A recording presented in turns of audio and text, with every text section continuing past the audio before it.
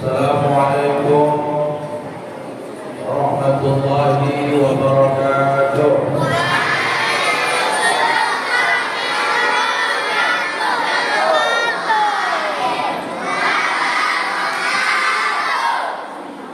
Alhamdulillah, alhamdulillahilladzi amarna an nusliha ma'ishatana ila as-sa'adati wa ridha wa naquma bil wajibati fi ibadatihi wa taqwa. Asyhadu an la ilaha illallah wahdahu la syarika lah wa asyhadu anna Muhammadan abduhu wa rasuluhu alladzi la nabiyya wa rasula ba'd. Allahumma shalli wa sallim wa barik ala sayyidina Muhammad wa ala alihi wa sahbihi wa man tabi'ahu ila yaumil qiyamah. Amma ba'du, yang kita muliakan Datuk Penghulu Kepulauan Semladi, yang kita muliakan pengurus Badan Kemakmuran Masjid Al-Ikhlas Semladi,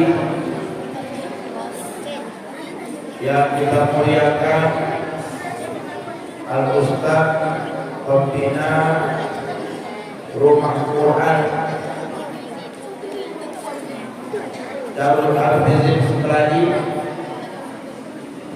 kemudian yang kita muliakan orang-orang Qur'ani, buat khalifah, buat haji, para alim ulama, tokoh masyarakat, dan yang berbahagia Bapak Ibu hadirin hadirat, tidak terkecuali santri dan santriwati Rumah Hafiz Darul Hafizin yang berhadir pada malam hari ini. Bapak Ibu, anak-anak kami, mari kita bersyukur kehadiran Allah dengan mengucapkan kalimat Alhamdulillahi Rabbil Alamin, yang mana Allah melimpahkan kepada kita begitu banyak nikmat, rahmat dan karunia. Selanjutnya salawat dan salam kita hadiahkan kepada Rasulul Alam, Nabi kita Muhammad sallallahu alaihi wasallam. Allahumma shalli ala sayyidina Muhammad wa ala ali sayyidina Muhammad. Dengan satu harapan, semoga di kehidupan yang akan datang kita termasuk ke dalam golongan pengikut Nabi Muhammad yang memperoleh pertolongan syafaat, sehingga kita menjadi hamba Allah yang mendapati keutamaan dan kemuliaan dari Allah Subhanahu wa Ta'ala, sebagaimana yang dijanjikan Rasulullah dalam hadisnya, inna awlan nasi yawmal qiyamati aktsaruhum alayya sholatan. Sesungguhnya hamba Allah yang mulia, yang utama di yaumil akhir nanti adalah hamba Allah yang banyak mengucapkan sholawat. Anak-anak kami, santri-santriwati Rumah Hafiz Darul Hafizin, masih siap mendengarkan tausiah? Siap mendengarkan tausiah? Siap untuk duduk dengan tertib? Jangan bercerita, bisa?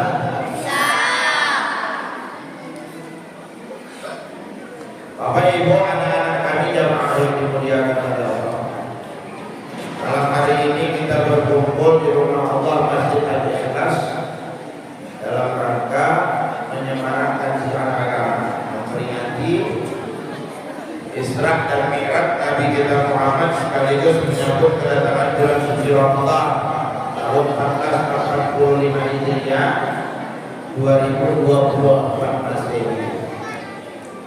Anak-anak kami, Bapak Ibu hadirin hadirat rahimakumullah, peristiwa Isra dan Mi'raj merupakan peristiwa agung, peristiwa yang istimewa yang dialami oleh Nabi kita Muhammad sallallahu alaihi wasallam. Saking istimewanya peristiwa ini, Bapak Ibu, anak-anak kami, diabadikanlah ceritanya dalam Al-Quran. Tepatnya di dalam surah Bani Israil ayat yang pertama. Kata Allah, a'udzu billahi minasyaitonir rajim. Bismillahirrahmanirrahim. Subhanalladzi asra bi'abdihi lailan minal masjidil haram ilal masjidil aqsa alladzi barakna hawlahu linuriyahu min ayatina innahu huwas sami'ul basir. Shadaqallahul azim. Maha suci Allah yang telah memperjalankan hamba-Nya. Siapa hamba itu? Siapa? Nabi Muhammad pada satu malam dari Masjidil Haram. Masjidil Haram di mana letaknya anak-anak kami? Di mana? Betul-betul. Masjidil Haram di mana?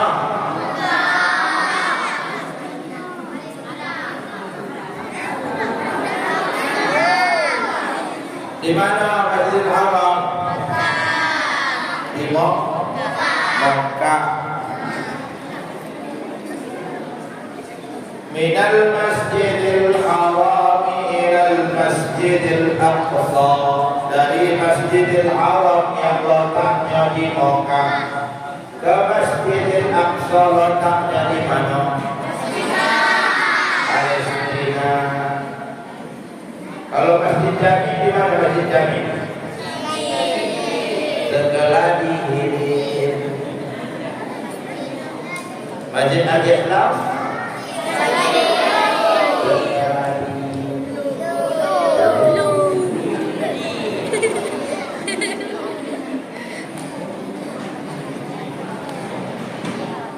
Yang telah Allah berkahi sekelilingnya, guna ditunjukkan sebahagian tanda-tanda kebesaran kekuasaan Allah. Sesungguhnya Allah Maha mendengar lagi Maha melihat. Bapak Ibu hadirin hadirat, anak-anak kami jamaah yang dimuliakan oleh Allah. Peristiwa Isra dan Mi'raj adalah peristiwa di mana Rasulullah diperjalankan melintasi jagat raya alam semesta ciptaan Allah Subhanahu. Kalau kata ulama, dalam peristiwa Isra dan Mi'raj Nabi diperjalankan melintasi dua alam, menunggang kurang. Kata ulama, Nabi kita dalam peristiwa Isra dan Mi'raj diperjalankan melintasi tiga alam. Alam yang pertama namanya alam nasur, alam yang kedua alam malakut, alam ketiga alam lahut. Alam nasur maknanya alam manusia, alam malakut alam malaikat, alam lahut alam ketuhanan. Menunggak buruk.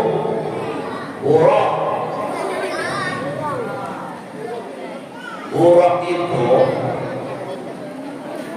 dari kata barkut. Siapa tahu makna barkut? Anak-anak apa pernah menengok petir?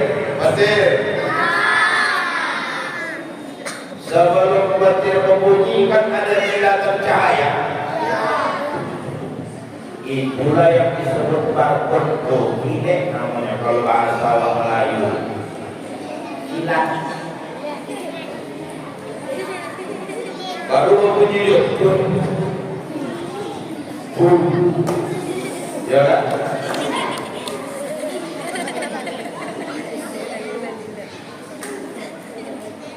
Sepanjang mata buruk ini melihat sejauh itulah makanya peristiwa Isra dan Mi'raj Rasulullah yang di perjalanan melintasi 3 alam makan waktu cuma lebih kurang sepertiga malam karena menganggap buruk kecepatannya sangat tinggi. Alam Nasr perjalanan dari Masjidil Haram ke Masjidil Aqsa Alam Nasr itu. Ya Bapak Ibu, singgah-singgah Rasulullah. Rasul singgah-singgah. Bapak Ibu, Rasulullah dalam perjalanan Isra itu singgah-singgah. Singgah di Yasrib. Turun Rasul sholat 2 rakaat. Kemudian setelah sholat Rasul bertanya, ya Jibril, ikut ke apa namanya? Jawab Jibril, ikut Yasrib Muhammad. Topik di mana engkau nanti dengan para sahabatmu berhijrah. Yasrib itu dalam bahasa Arab maknanya tempat yang bau kotor, jorok. Tapi begitu Nabi hijrah ke Yasrib dengan para sahabat, dirubah Rasulullah wajah Yasrib tersebut menjadi Madinah Al-Munawwarah, kampung yang tertinggal, kampung yang jorok, berbau, busuk dan lain sebagainya. Begitu mendapatkan sentuhan dari Rasulullah SAW, dirubah namanya menjadi Madinah Al-Munawwarah, kota metropolitan yang maju, berbudaya, berkarakter dan penuh dengan toleransi. Bapak Ibu jamaah yang dimuliakan oleh Allah Subhanahu wa taala. Naik lagi berangkat sampai di Kusina, berhenti sholat.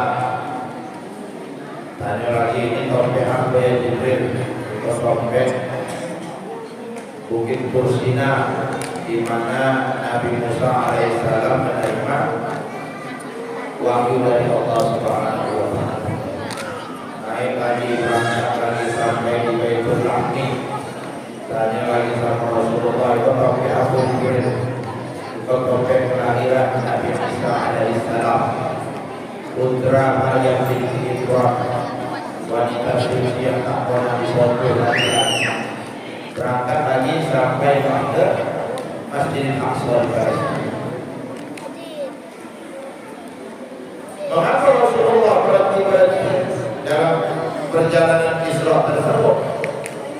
Kalau kata ulama, bertabarruk, mencari keberkahan dari jejak langkah Nabi-Nabi Rasul terdahulu sebelum beliau.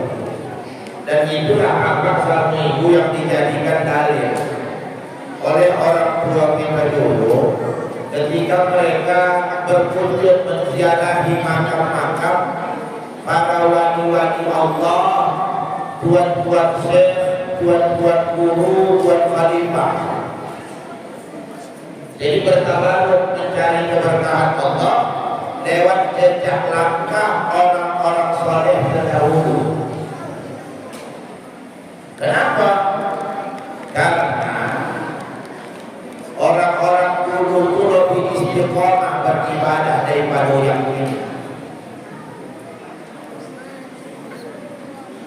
Yang dulu lebih istiqomah dalam ibadah daripada yang ini. Padahal orang dulu beribadah dalam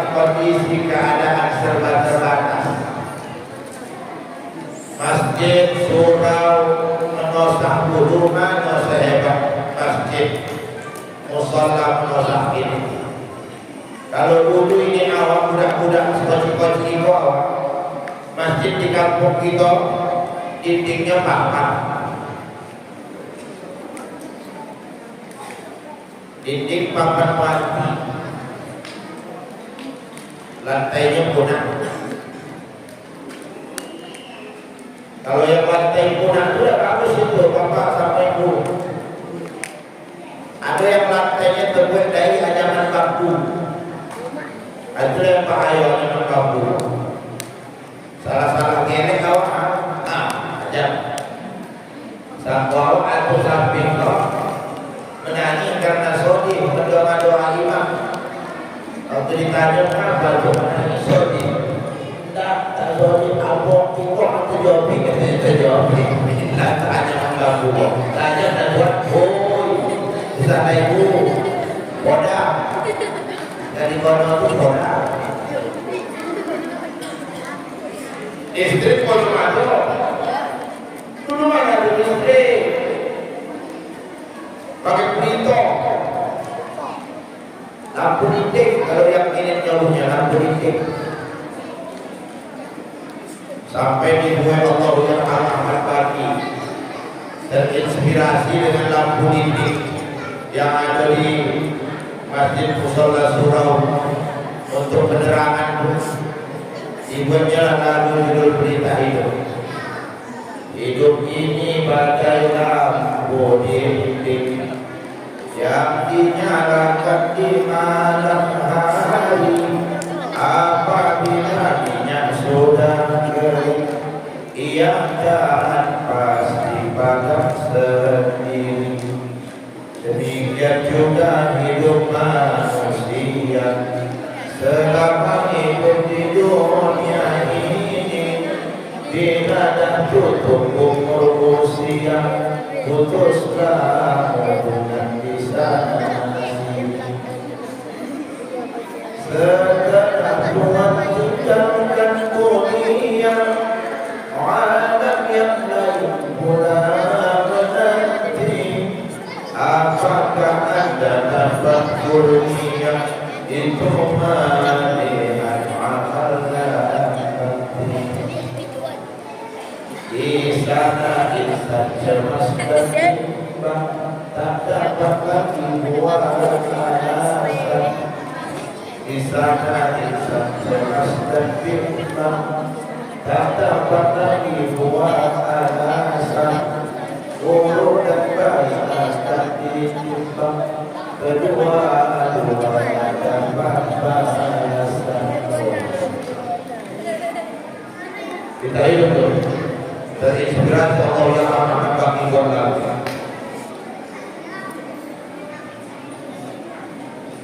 Pakai sumbu, dibakar sumbunya Allah. Asal hitam, kalau kodok itu,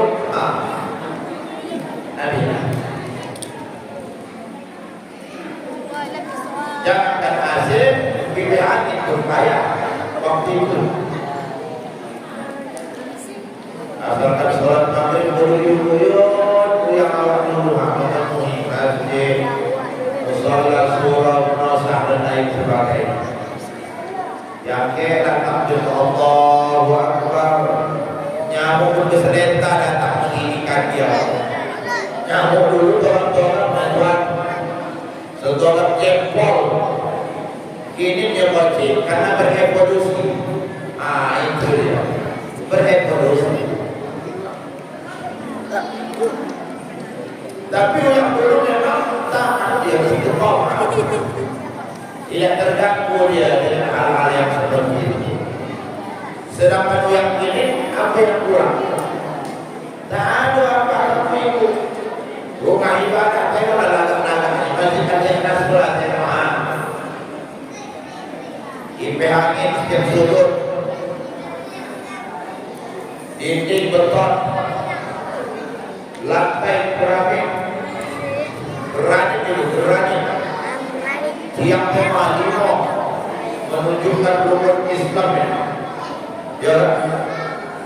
Tentu sebelum membuat itu pasti konsep dulu. Imun tiang bertanda ibadah dia rukun Islam. Berapa rukun Islam? lima. Ini ada dulu. Rukun Islam lima itu dulu, ini berapa? Rukun Islam berapa? Itu dulu. Ini berapa?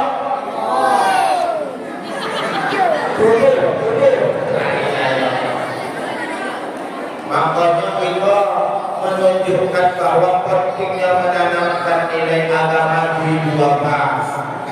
Beruntung yang akan kami ada rumah Quran Tahfiz Darul Hafizin. Itulah gambaran generasi awal itu. Kalau yang singgi aja udah. Kalau yang singgi ya.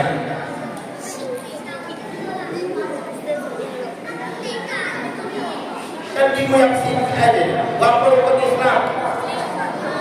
Berapa rukun Islam? Rukun iman? Mana bukan rukun iman orang?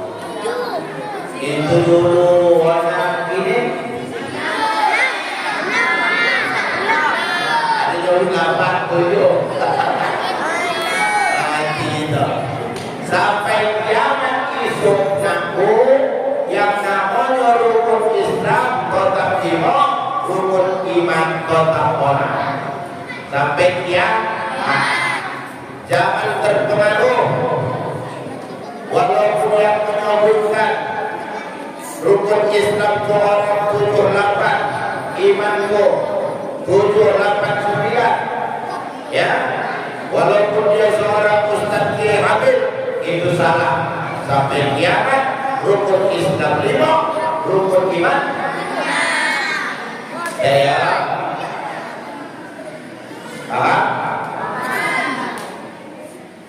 Jadi kalau orang sekarang bahkan sama ibu tidak ada lagi yang kurang dalam beribadah. Kesadarannya aja yang menjadi persoalan. Bukan dia tak tahu, tapi memang tak mau tahu. Sampai di Masjidil Aqsa, di Mi'rajkan Rasulullah naik ke atas langit, melintasi langit pertama, kedua, ketiga, keempat, kelima, mana betul? Itulah yang disebut alam malakut, alam malaikat. Sampai di Sidratul Muntaha bertemu dengan Allah. Itulah yang disebut alam ketiga, alam lahir, alam ketuhanan. Bercakap-cakap Rasul dengan Allah Ta'ala. Ya, yang percakapan antara Rasul dan Allah diabadikan dalam bacaan sholat kita. Bacaan apa? Tahiyat, at-tahiyatul. Ayo, siapa yang hafal angkat tangan? At-tahiyatul mubarakatus shalawatut thayyibatu lillah. Assalamu alaika ayyuhan nabiyyu wa rahmatullahi wa barakatuh. Assalamu alaina wa ala ibadillahis sholihin. Asyhadu an la ilaha illallah wa asyhadu anna Muhammadan Rasulullah. Itu percakapan waktu Rasul berjumpa dengan Allah. Istidratul Muntaha. Udah? Makanya peristiwa ini dikatakan peristiwa yang sangat istimewa, peristiwa agung. Makanya kita membenarkan peristiwa Isra dan Mi'raj tidak melalui pendekatan akal pikiran saja, harus melalui pendekatan keimanan bapak sama ibu. Anak-anakku, bagi Allah itu tak ada yang tak mungkin. Idza arada syai'an ayyaqula lahu kun fayakun. Kalau Allah berkehendak tinggal bilang jadi, maka jadilah.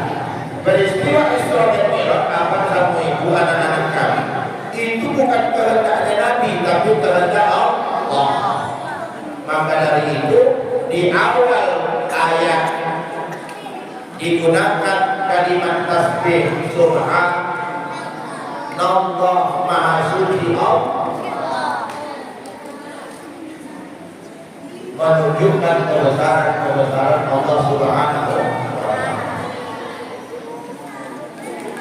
Apa sama itu anak-anakku yang dimuliakan oleh Allah? Kalau kita bicara tentang kebesaran Allah, kita tak usah jauh-jauh di diri kita ini aja.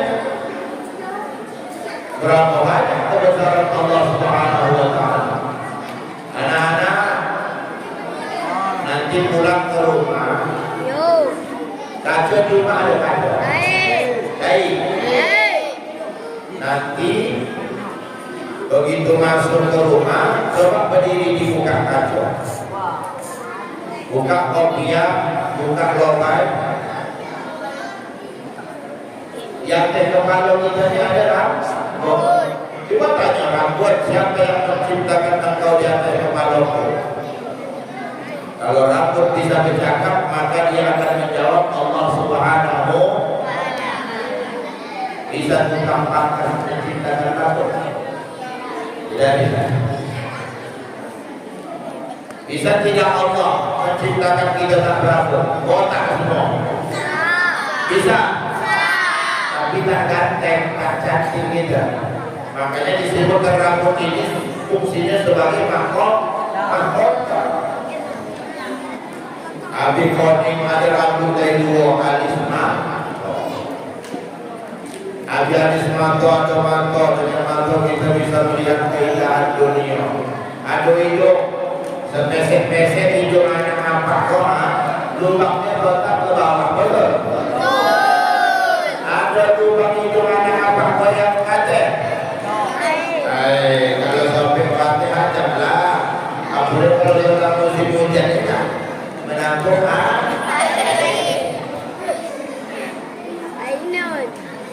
itu menjadi ceramah malam koma. Ada yang untuk santri, ada yang untuk apa sama ibu. Sabar dulu ya, selesaikan dulu santri kok. Tidak tuh nanti baru untuk kita. Abi hidung ada puluh lagi tumbuh kumis di sini. Yang perempuan santriwati protes, Allah tak adil.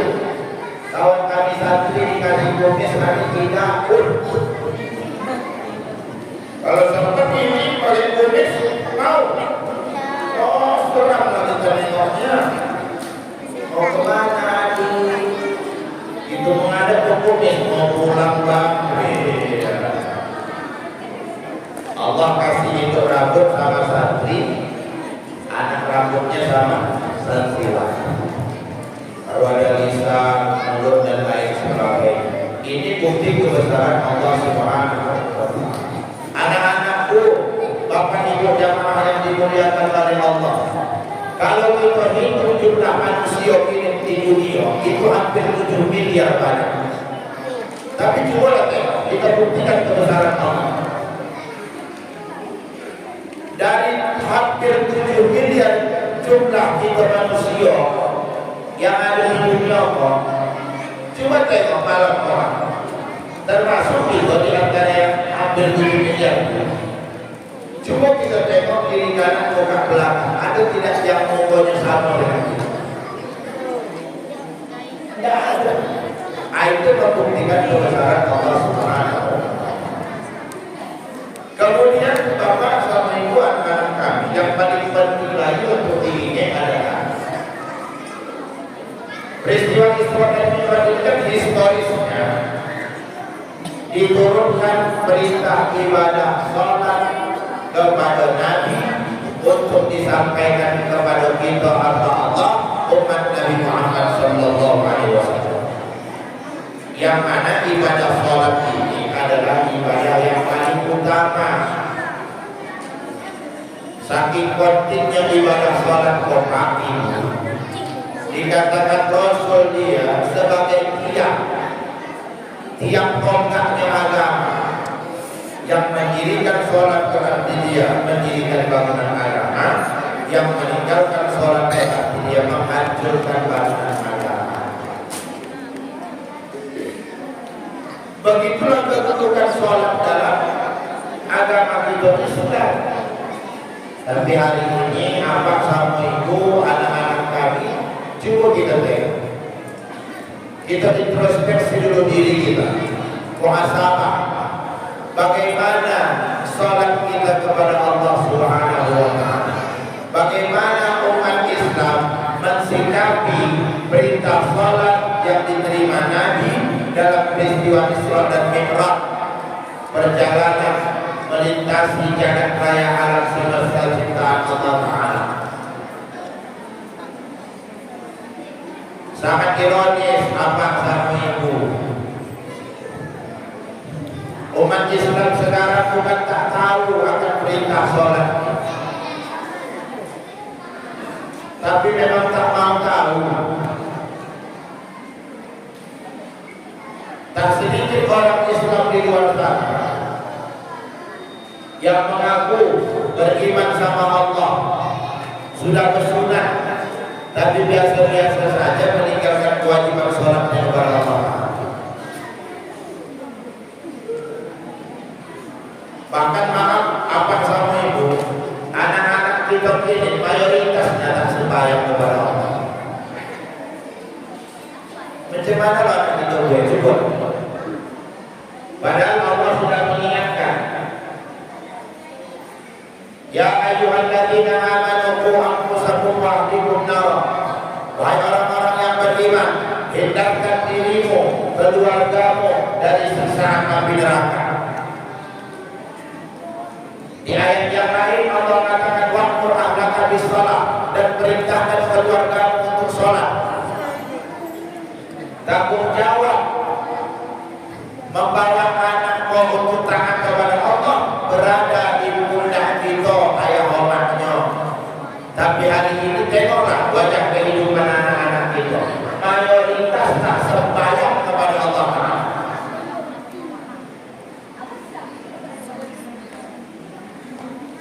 Kenyataan itu apa sama ibu?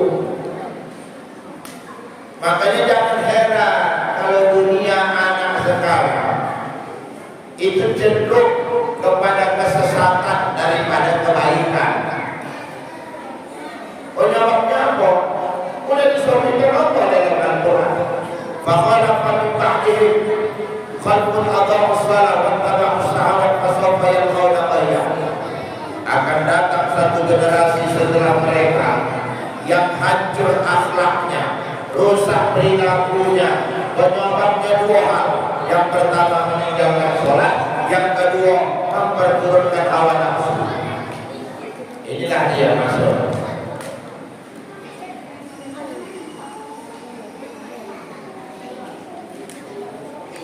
Sholat itu kenapa diwajibkan oleh Allah? Tujuannya kan tidak lain tidak bukan utlu ma uhiya ilaika minal kitabi wa aqimis shalah innas sholata tanha 'anil fahsya'i wal munkar. Bacalah apa yang ada dalam Al-Quran itu dan dirikanlah sholat. Sesungguhnya sholat mencegah dirimu dari perbuatan keji dan munkar. Jadi jangan heran kalau hari ini banyak perbuatan keji munkar. Manusia khususnya generasi-generasi muda kita, penyebabnya mereka tidak mendirikan ibadah sholat kepada Allah. Yang kedua, memperturutkan hawa nafsu. Hawa nafsu ini dalam bentuk apa? Main Android doang.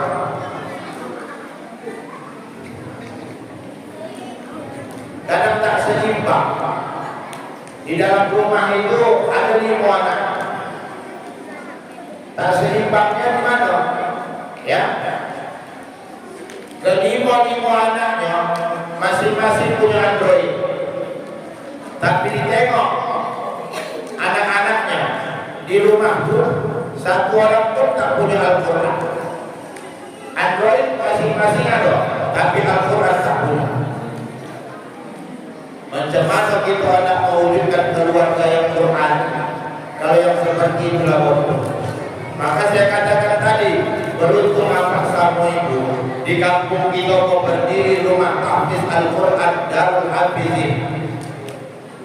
Kalau kita tak sanggup mengenalkan anak kita kepada Allah, mengenalkan anak kita dengan Al-Quran, masukkan dia ke rumah Quran tahfiz Darul Hafizin, biar dia dibina di dalamnya, biar dia dididik untuk kenal dengan Al-Quran dan mampu mengamalkan isi Al-Quran sebagai petunjuk di dalam kehidupan. Yakinlah kalau itu kita lakukan, 5-10 tahun yang akan datang akan bermunculan generasi-generasi Quran di kampung selagi yang kita cintai. Amin. Ya Rabbal Alamin. Hari ini kita tengoklah kalau tak percaya. Hanya karena sibuk mencari joki, ketinggalan kewajiban sholat kita kepada Allah. Sebenarnya kalau kita mau merenung malam hari ini apa sama itu, kita mencari joki, tapi kita tinggalkan sang pembawa joki. Iya kan? Menyalah tidak diri. Hanya karena takut tidak kebagian joki, lalu kita tinggalkan sang pemberi rezeki.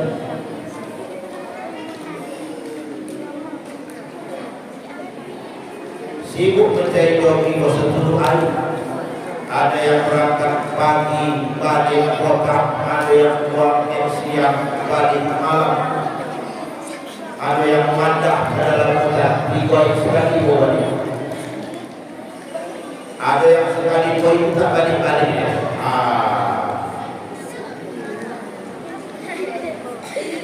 Ditunggu-tunggu 2 kali Ramadan, 2 kali Idul tak balik-balik, tak bertanggung jawab dan tak diatur. Yang salah siapa? Yang salah awak lah, gua awak nak sama dia. Dan dilarang sama ayah orang mau salahi, dia tu ayo, kenapa? Aku letak sama dia, elok mati dewa, tidak. Jadi sabirin Allah, biridullah ini, Rasulullah, bisubtil baladin. Ridwan Allah ada pada kedua orang tua, bukannya Allah ada pada bukan kedua orang tua. Jadi apa kamu itu? Ibadah sholat itu secara hakikat bukan untuk Allah, tapi untuk kita. Sepakat untuk kita umat Islam yang ada di perguruan segala itu. Kita boleh memperhatikan understanding kesepakatan. Kami umat Islam setelah menyatakan tidak mau sholat, biar Allah Ta'ala rugi. Dari mana jalan? Sebab Allah tidak mengharapkan penambahan kita sedikit pun. Sudah disebutkan Allah, in ahsantum li anfusikum wa in asatum falah. Kalau kalian anggap itu baik untuk kalian, maka baik untuk kalian. Kalau tidak kalian anggap itu baik, ya tidak baik untuk kalian. Bahkan dengan tegas dikatakan Allah dalam Al-Quran, wa may yaqalim ala aqibaihi falyadhurra syai'an. Barang siapa yang berpaling dari apa yang dibawa Muhammad, itu semua pun tidak akan membuat kerugian bagi Tuhan Allah. Termasuk perintah sholat, yang bawa perintah sholat Muhammad, tak ada mengajarkannya sedikit pun Allah Ta'ala tak rugi. Yang rugi itu kita. Mengapa kita yang rugi? Karena dalam surah Al-Fatihah sudah dijelaskan, iyyaka na'budu wa iyyaka nasta'in. Hanya kepada Allah kita menyembah dan hanya kepada Allah kita minta pertolongan. Persoalan bagaimana kita minta tolong, itu erat kaitannya macam mana kualitas kita menyembah Allah. Menyembah tak pernah, minta tolong selalu. Cobalah. Aku tak malu awak juga. Menyembah tak pernah, minta tolong selalu. Apa namanya? Menyembah terapek, minta tolong pada suami cuy. Apa sama ibu jamaah yang dimuliakan Allah. Janji Allah itu pasti. Tak macam janji Allah manusia. Maka aku kan guru kok di MTS Negeri 1 Logan ini. Aku sebagai guru tidak bisa menjanjikan dengan pasti ketika anak muridku belajar dengan aku, lalu nanti dia akan menjadi orang yang sukses di kehidupan dia. Bahkan seorang dokter sekalipun,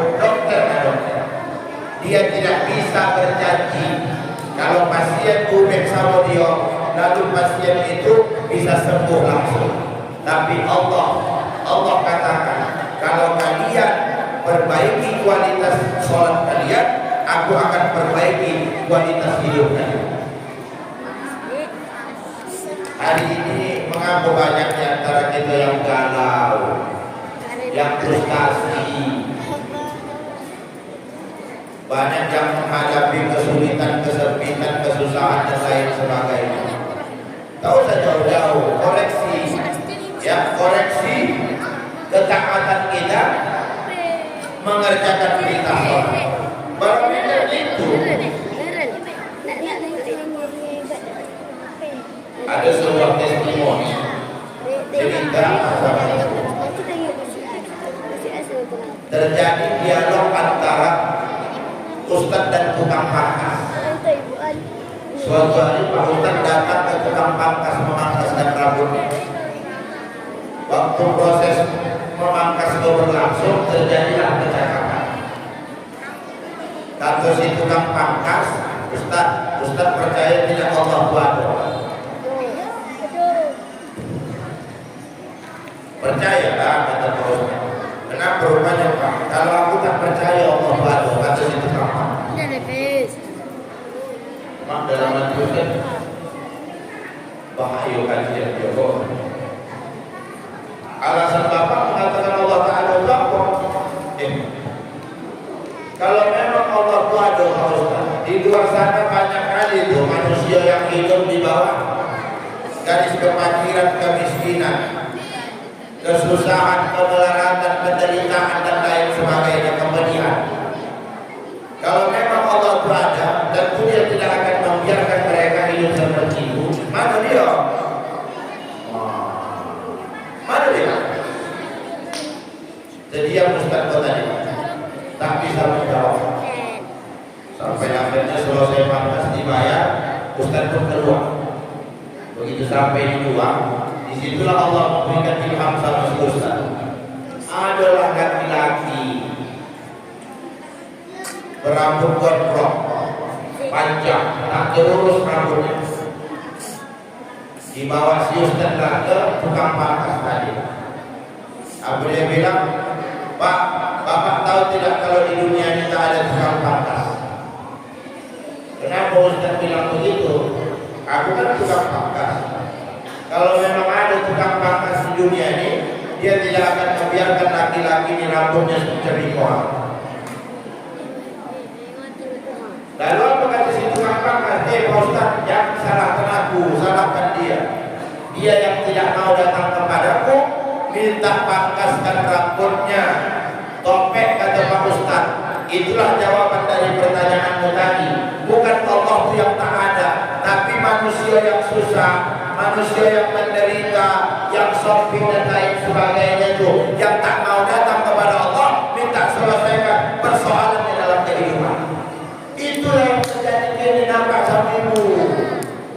Berapa banyak yang ditolak-tolak kita orang yang hidup dalam kesusahan, hidup susah, makan kaya, tapi masih belum ibadah.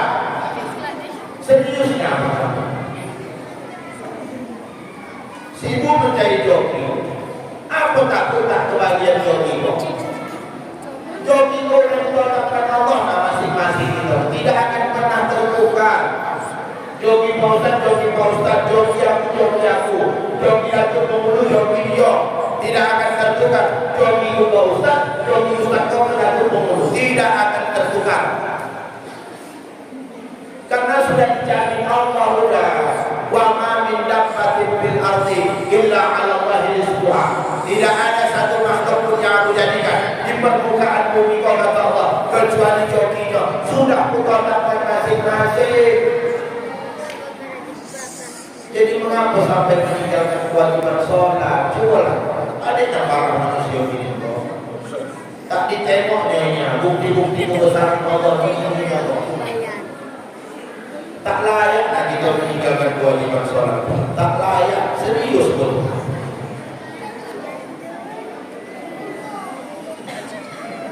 Sampai kata Allah dalam Al-Quran, coba kita renungkan. Ada satu ayat kata Allah, ya ayuhan nas. Ya.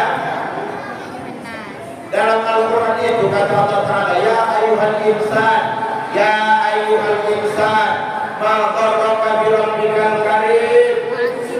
Wahai manusia, apa yang menyebabkan kalian durhaka kepadaku?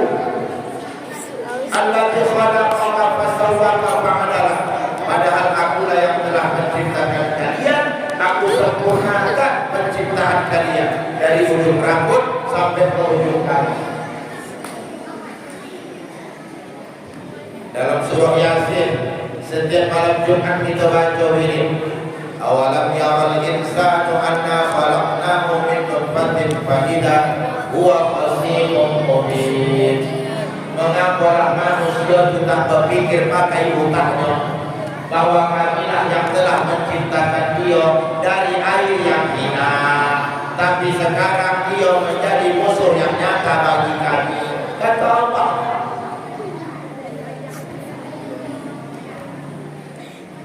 Coba tengok ini, masjid tengok. Udah tahu untuk tanggung jawab sebagai seorang muslim yang beriman sama Allah terhadap masjid itu bukan cuma memakmurkannya melalui bantuan pembangunan fisik aja, tapi lebih jauh lagi memakmurkan masjid dengan menghidupkan sholat berjamaah bersama-sama di sini. Hari ini Pak Ibu tengok,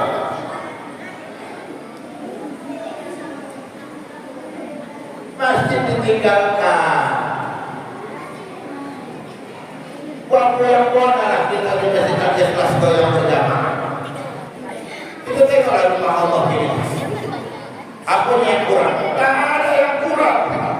Lengkap semuanya. Yang kurang itu jamaahnya. Bandingkan dengan masjid di masa Rasulullah SAW. Masjid pertama Masjid Kuba. Ya kan? Masjid Kuba itu atapnya pelopah kurma. Tiangnya batang kurma. Tak berlantai, masih lantai itu. Tapi begitu dikumandangkan azan, beruyun-uyun manusia datang. Masjid Nabawi begitu juga, menyatu. Ya, kalau kita ibaratkan masjid itu raka, jamaah yang datang ke Sukma. Antara raka dan Sukma menyatu padu dalam ketaatan memenuhi panggilan Sang Kekasih Allah Subhanahu wa Ta'ala. Tapi ayo hari ini kita tengok masjid-masjid kita, raganya dia yang ada, Sukmanya tak kemana. Begitu kumandang azan, raga ada, Sukma ayat itu dulu. Padahal sudah dijanjikan Allah, innama ya'muru masajid Allah man amana billah wal yaumil akhir wa iqamis shalah wa atuz zakat. Ya. Wala yakhsha illallah.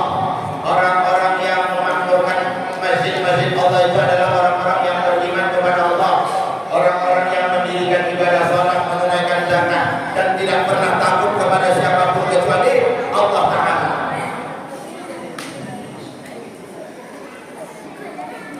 Makmurkan rumah Allah, dimakmurkan Allah ini. Ramadan kalau tak ada halangan, kalau tak tanggal 11, tanggal 20 Maret,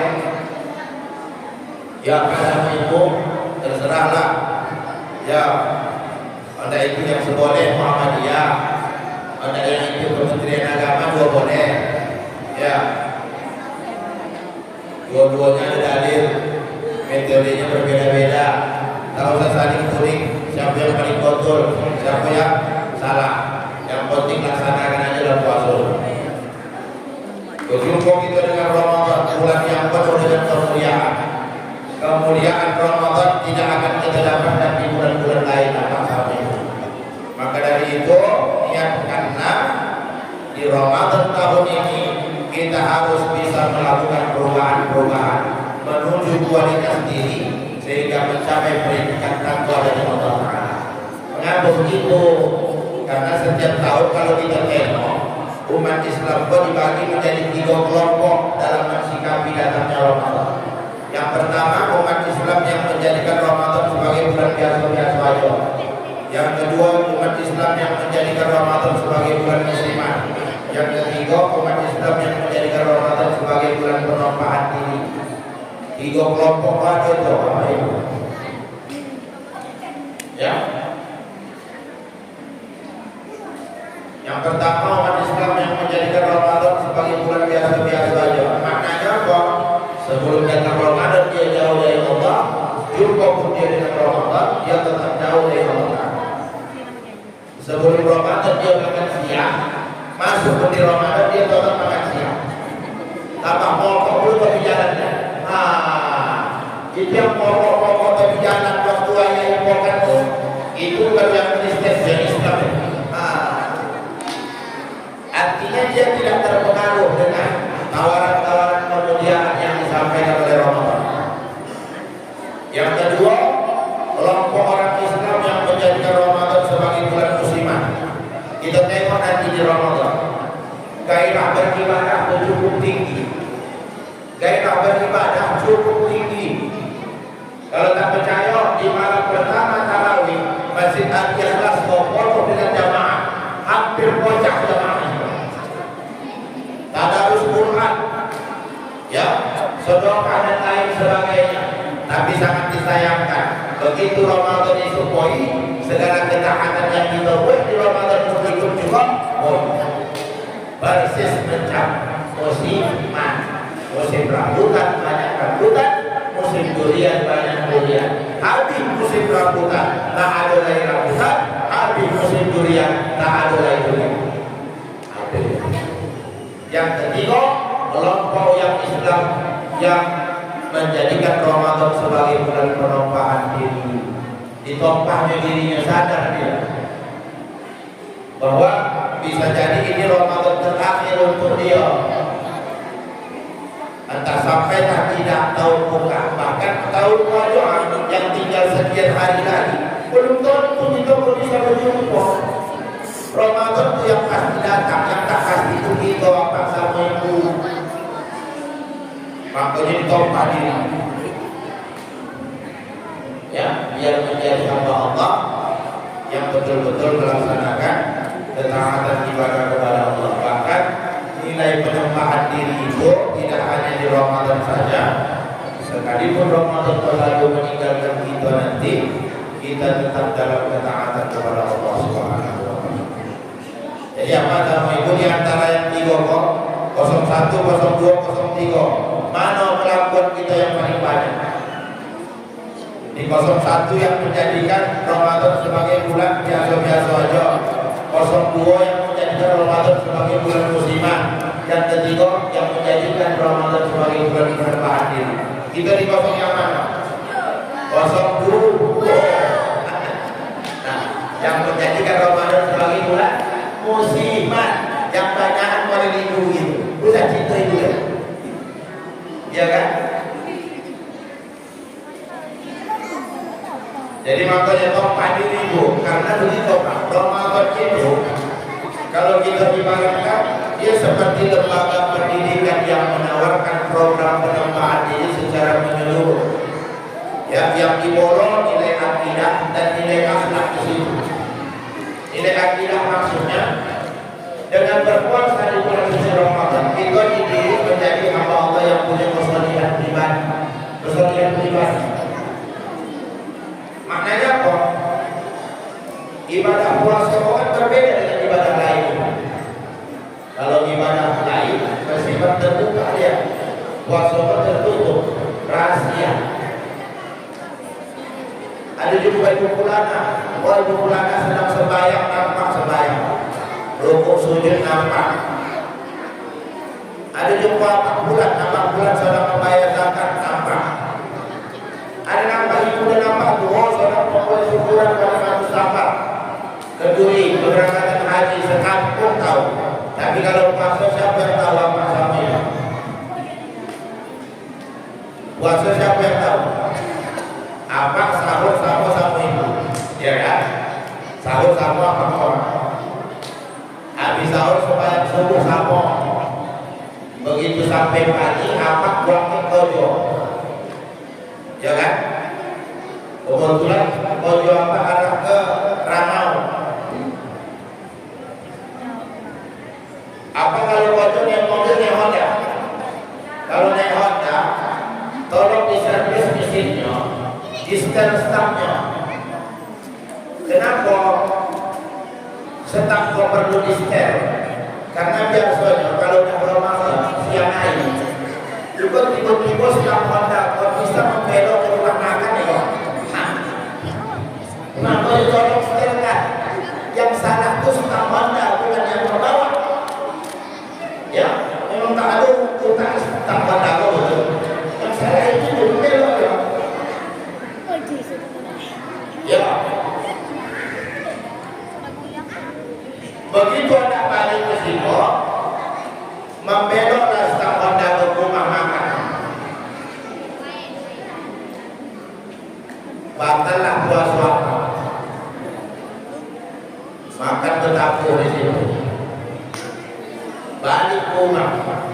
Sampai rumah, assalamualaikum. Kata ibu, waalaikumsalam. Ibu tanyalah, apa kau suami awak? Masih puasa ulang.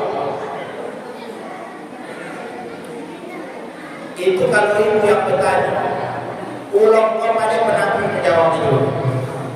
Sebab banyak dari suami sama bininya takut. Kalau di luar rumah, baru dia hebat. Banyak kita kepada suami kalau di luar rumah, orang singo. Begitu di dalam rumah jadi kucing angkora. Dobek dulu yang takut sama bini. Kalau sampai ibu bertanya, masih puasa apa? Jawaban apa kau politis? Oh alah tengok akan di rumahnya puan. Itu dia. Panik berontak siapa? Buatlah bini bisa kita bohongi, berhasil kita membohongi istri. Tapi ada tidak yang tak bisa kita bohongi, yang kita tidak luput dari pengawasan dan pandangan. Siapa dia? Allah. Jadi kalau penanaman itu tertancap di dalam setiap kita umat Islam, ke sudut dunia manapun kita bermaksiat, tak nampak di mata manusia, tapi joleh dalam pandangan Allah. Itulah yang disebut al-ihsan itu apa kami?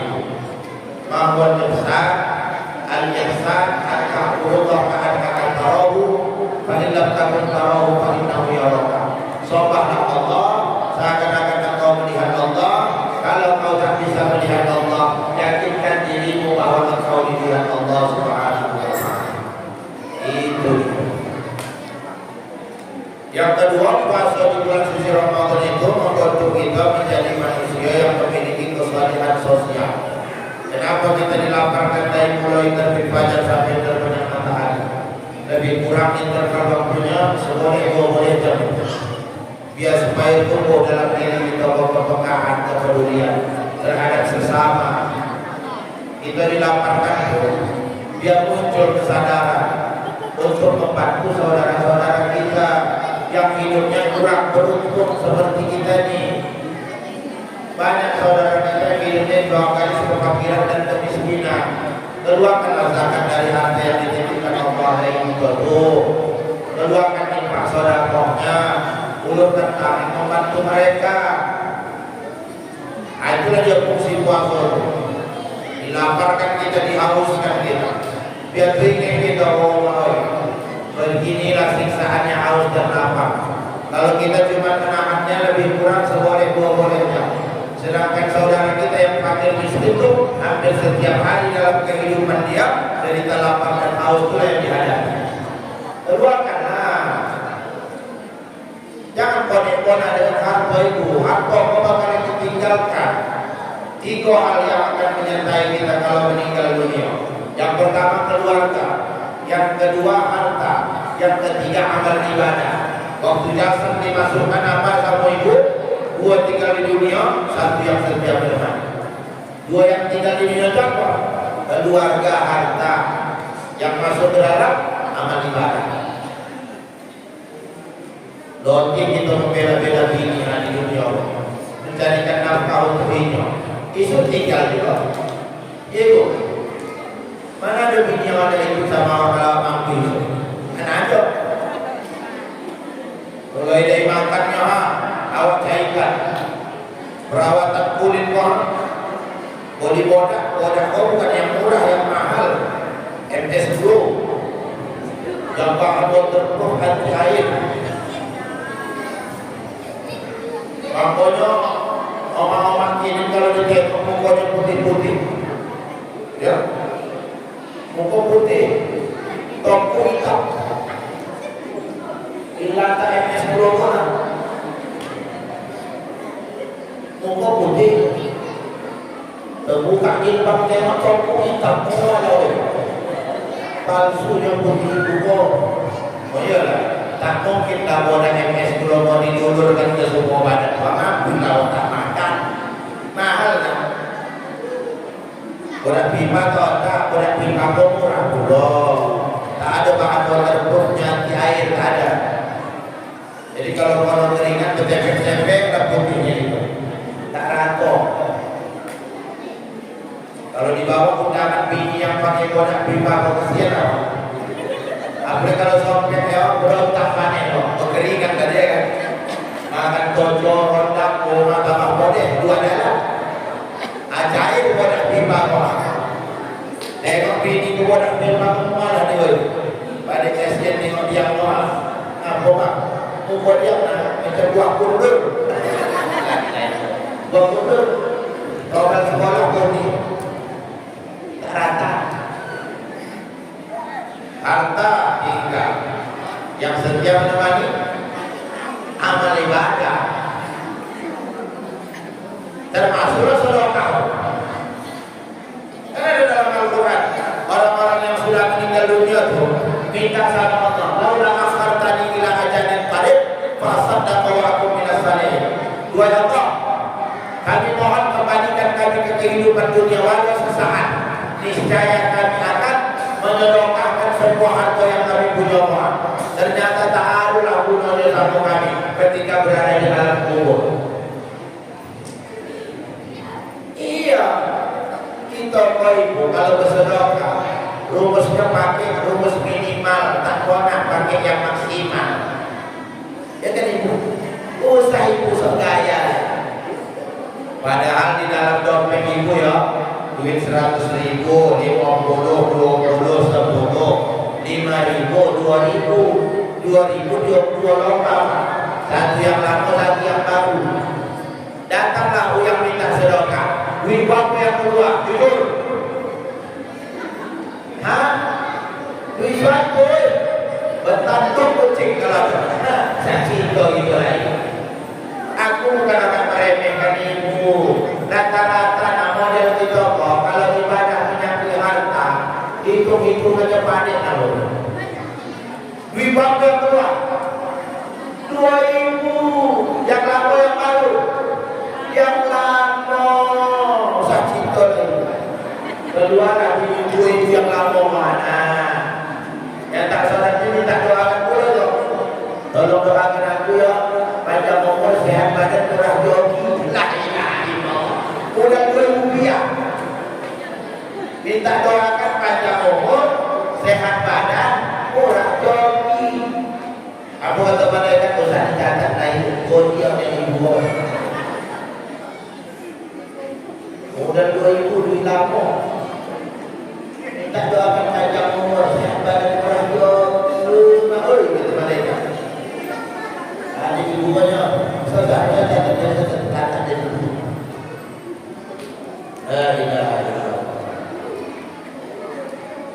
tinggal keluarga tidak harta tidak.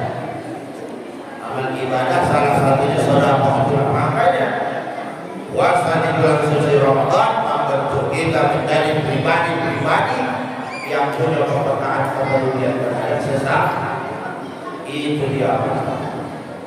Terakhir, karena Ramadan itu bulan yang suci, maka kita yang masuk ke dalamnya juga harus mensucikan diri.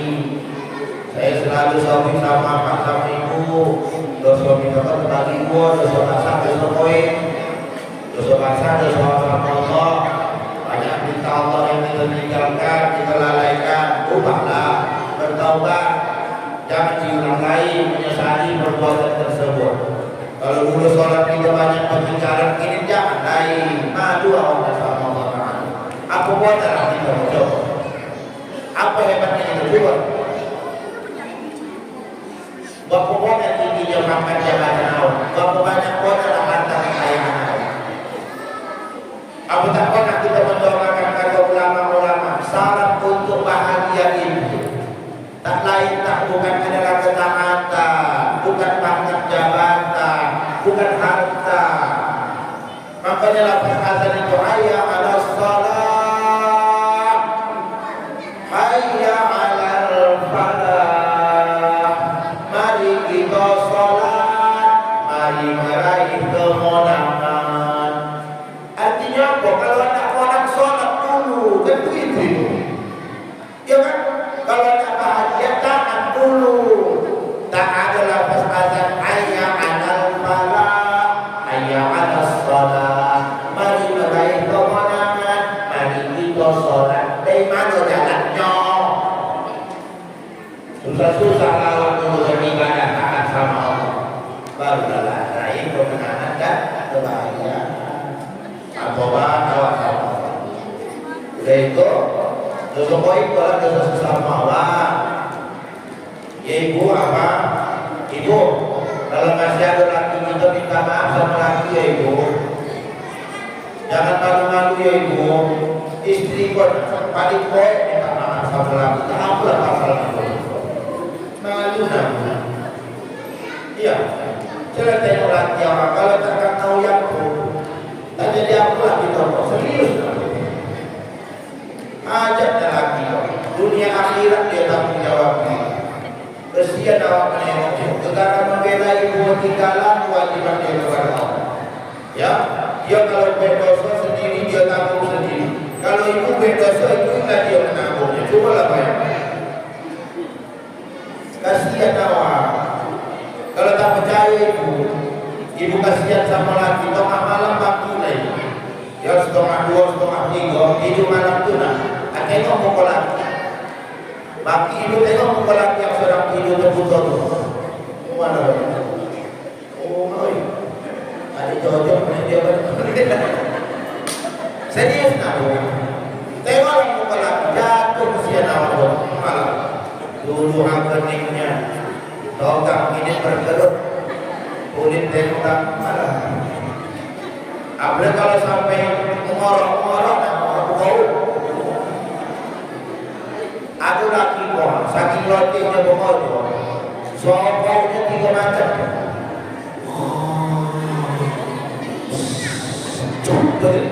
Pakai remani, itu pada rotinya tuh. Oh, kasihan awaknya. Makanya para laki besok kalau di alam kubur diringankan siksaannya. Kata malaikat, oh alah, apa orang? Usah dianggap lain. Nampak? Kasihan awaknya orang menderita di dunia sama dunia. Diringankan. Minta maaf ibu. Ya. Salah satu dosa orang-orang. Kata malaikat Jibril, waktu Nabi menengok isi neraka itu adalah banyak orang-orang yang kurang berterima kasih sama laki. Aku renungkan malam. Betul tidak itu perkataan Jibril? Mengapa orang-orang yang masuk neraka banyak itu? Jibril kata Nabi. Salah satu kesalahan orang-orang di Muhammad. Orang ini jarang berterima kasih sama laki. berpuluh-puluh tahun rumah tangga sama apa berapa kali dari ibu menyampaikan terima kasih ya Bang ketika dia memberikan nafkah ibu dia nafkah begitu ibu terima kasih ya Bang. Tidak akan pernah ibu katakan itu karena ibu menganggap itu hal yang lumrah. Hal yang lumrah itulah yang membuat ibu berdosa. Aku betul bukan membela Allah. Tidak ada yang membela Allah. Menunjukkan kebenaran aja. Tak ada. Maka maaf cakap bila maaf cakap. Pak, Bu, siapalah di antara bini kita yang sampai gini kok? Kalau kita makan siang, setelah disiapkannya makanan awak, diletakkannya piring, awak datang didudukkannya awak, disodorkannya nasi awak ke piring, diambilkannya kuahnya sama lauknya, dituangkan air ke dalam oleh awak, duduk di samping awak. Siapa? Ada bini kita gitu. Usah takut lagi. Ada penghalang kenapa ya? Itu penghalang kenapa dong? Ada ibu yang gitu. Kalau bundai satu dari sekian banyak. Kalau dai pertahankan itu bini karena dia bukan bini, dia itu bidadarinya Allah Taala. Kalau memang dai ya, tapi kalau kita tengok entahlah. Memang dimasakkan nyawa. Tapi awaklah ambil sendiri, ambil piring sendiri, sodor nasi sendiri, buah sendiri, lauk sendiri, makan keduduk lauk sendiri. Nah, tersuap-suap. Bini kau di mana? Terputar di dalam kamar. Kalau yang ibu-ibu muda masih bukan status WA, Instagram, Facebook, sibuk belanja online, masukkan keranjang, yang bayar lagi orang. Makanya jangan heran apa sama ibu kalau dibandingkan baju kita dengan baju ini, lebih banyak baju ini, lebih banyak baju ibu. Kalau tak percaya buka lemari. Malam kau balik rumah buka lemari. Baju siapa paling banyak?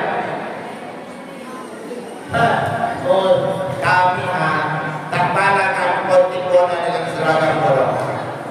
Setahun paling sekali nak bobot-bobot di baju. Ayo, dibodikanlah baju koko, baju sebaya, warna putih.